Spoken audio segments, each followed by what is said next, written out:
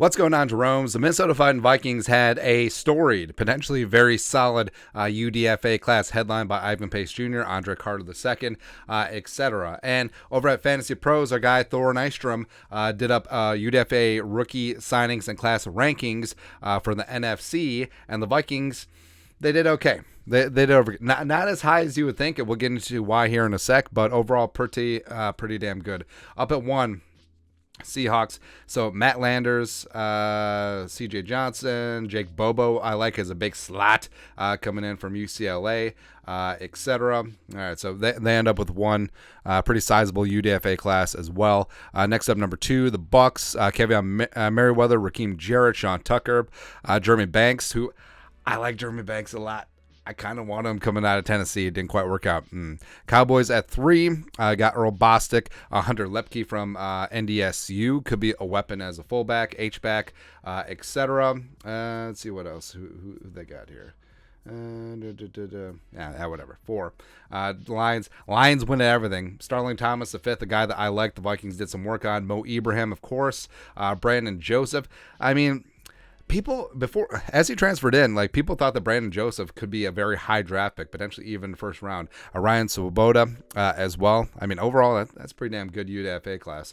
Then you got the Vikings clocking in at 5. They had 10 picks in his top 500. Ivan Pace Jr. was his linebacker 9. And Andre Carter. So again, a lot of people hyped up Andre Carter. Some saw him as a day 2 selection. Some maybe even still saw him as a fringe first round pick. But of course, that could be a leftover aftertaste from his massive 2021 season. But Thor had him ranked as edge rusher 23. So understandable in this spot. Also is very high on Jack Podlesny, the kicker from Georgia, because Georgia kickers have always worked out for the Vikings. Blair Walsh. Then you got Malik Knowles. I'm pretty high on Malik Knowles. I think that he has a chance to do some damage here. Junior Aho, the International Pathway Program player, who could develop into a little something. I'm actually pretty high on him. Alan Ali, Jackie Chen. Jackie Chen, who I know nothing about. Apparently he's 6'5". Apparently 6'5", 299. And Thor compares him to Deontay Smith, who was a rail-thin offensive tackle from East Carolina, I believe. And I don't know. Who knows? Either way, I'm in because he's my guy. Then he wasn't really high on Cephas Johnson III, although he's super interesting. Thayer Thomas, etc. I do like Thayer Thomas as a punt returner. Also working from the slot, but we'll see. Anyways, this is what Thor wrote. The Vikings capped out coming off the draft. Minnesota gave Andre Carter II, who had 50.5 sacks in 2021, a UDFA record $340K in guaranteed money, yada yada. In Carter's case, $300K, and Minnesota's commitment is a base salary guarantee. Minnesota is so capped out that every dollar matters. They're tipping off to you that they intend to rooster Carter barring disaster in camp, which makes sense. Davenport's on one-year deal. Daniil is unhappy, and Za'Darius is ostensibly on his way out, and there ain't much behind him. So, yeah, it was very smart where Kwesi made sure that they secured Andre Carter II, because I'm sure that he had a ton of interest around the league, and the fact that he was the highest paid UDFA in this cycle, 340 total, 40K signing bonus, 300K guarantee on his base. I mean, that's a pretty sizable commitment to the former Army cadet. And then Carter. Ivan Pace Jr. This is what Thor wrote. I'm stunned Pace went undrafted. Last year he posted 137 tackles, including 21.5 tackles for loss, 55 pressures, 12 sacks. Pace is PFF's top-graded FBS linebacker, including number 3 in run defense and number 1 in pass rush grade. Pace is heavily dimmed because he's 5'10", doesn't have a big tackling radius, and underwhelmed during athletic testing. But yeah, I think that Ivan Pace is gonna blow up, man. At a certain point, all the testing, all the metrics, throw it out the window. Can the guy play? Does he care about the game? Ivan Pace Jr. is the type of guy who plays like his hair is on fire, has true passion for the game, will play for $10 and a ham sandwich. He really does have that love, and I think that he is going to show up and show out. I think he's going to just torch dudes on special teams. I think eventually he's going to work into the starting lineup opposite of Brian Asamoah. And yes, is it a problem where you have two undersized linebackers off balls? Yes, probably. But also, it's the modern NFL. It's a passing league, so hopefully they're going to get after him. And also, he brings up a really interesting point. about nose tackle Calvin Avery, 345 pounds, coming out of Illinois.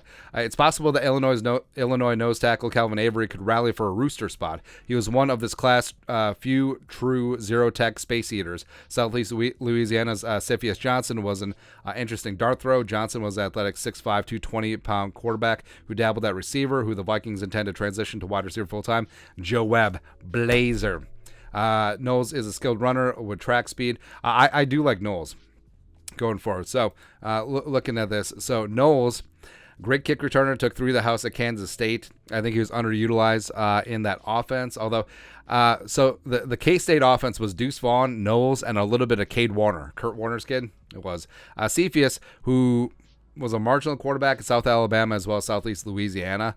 He's super intriguing. Like, are they going to make him a big slot? Are they going to make him into a tight end hybrid? Are they going to use him as Taysom Hill? I don't know, but Kevin O'Connell's cooking something up. And also the whole Calvin Avery thing, where it's true. Like, besides Kyrus Tonga, there isn't really a true nose tackle on this roster. Harrison Phillips is moonlighting at the nose tackle for now. Jaquelin Roy, like we said, I think that he will do his best work around the A-gap, so I think he could be a pass-rushing nose tackle. But Avery is that dude. And like Thor said, this class didn't really have a lot of proper space eaters. Broderick Martin, sure. But Calvin Avery could be a guy that just sits in the middle, absorbs bodies on first and second down, gets his ass off the field for pass rush situations, and that's what you need. Just someone who can occupy the center, take up both A-gaps, and can sometimes drag a guard with them. Would absolutely love to see that, man. Adds again. Knowles, skilled returner at track speed. His odds of getting drafted were neutered when he wasn't able to test due to that knee injury. So, I mean, overall, I'm really hyped about this UDFA class. Pace and Carter are the headliners, obviously. I mean, even though Greg Joseph signed a 1-year deal with a bulk of it guaranteed, I mean, it's open for competition. And, Pod Lesney has kicked some big-time kicks in big-time games. Doesn't have overwhelming leg strength, but I don't know. Could he give Greg Joseph a run for his money? Because Greg Joseph at times was ass. Thank you. At times he was absolutely nails.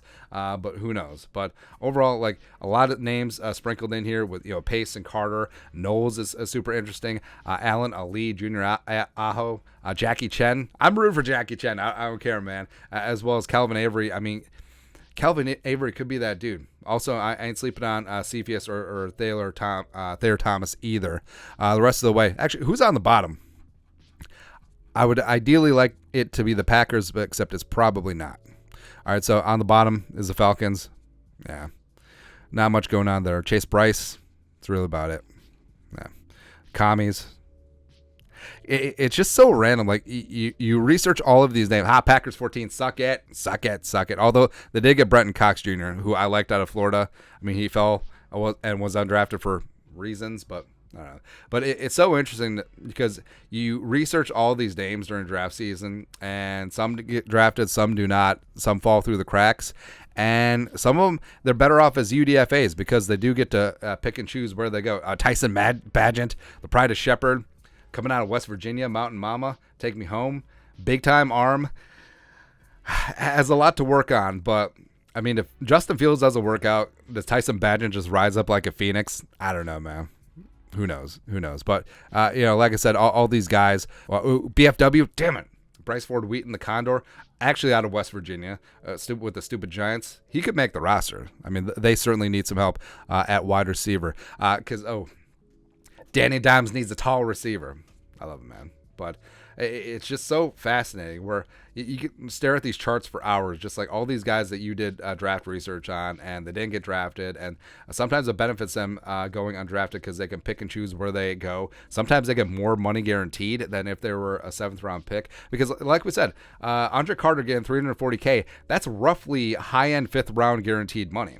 Because Sam Howell was the first pick of the 5th round in 2022, and he got I think he got $360,000 guaranteed, where Carter got $340. But anyways, your thoughts are thoughts. Our guy Thor Nystrom over at Fantasy Pros ranks the Vikings UDFA Class 5th in the NFC. Let us know your thoughts and our thoughts in the comment section below. Subscribe for daily Vikings takes. Want to support the work? Put a little something in the Venmo. But till next time, Skol, production value.